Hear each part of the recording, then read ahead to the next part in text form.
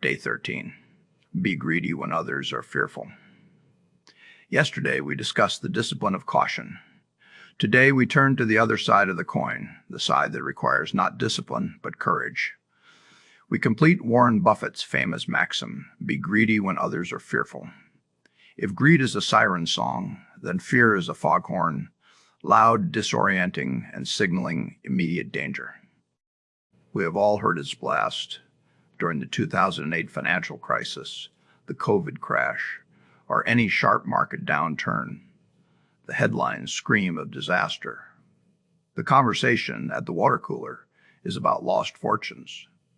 Mr. Market is at your door, not with euphoria, but with sheer panic, offering to sell you his share of the business at a fire sale price.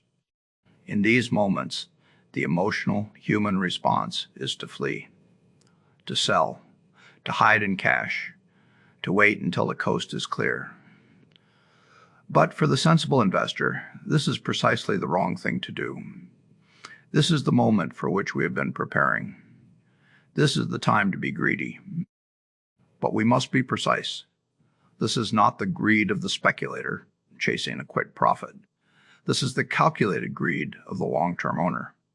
It is the greed for future value. When the market crashes, you are not buying a falling knife.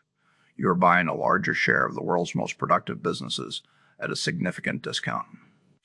You are buying that dollar of future earnings for 50 cents. Think of it as shopping during a sale. When a storm is forecast, people panic and the price of bottled water soars. That is the time for fear. But when a store has a massive store-wide clearance, that is the time for action. The quality of the goods hasn't changed. The shirts are still well made, the appliances still function. Only the price has dropped.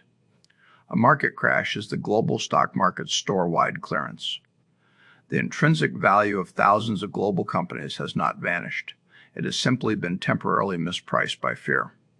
For the index fund investor, the action is straightforward. Though emotionally challenging, you must continue your automated investments.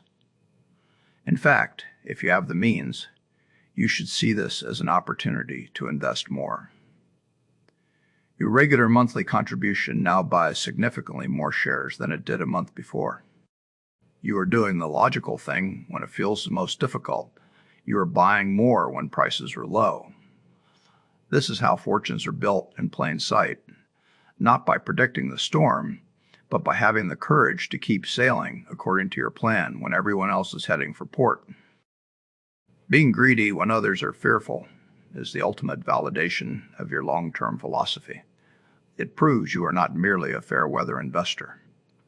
Tomorrow, we will examine why trying to predict these storms is not only futile, but often harmful. Thank you.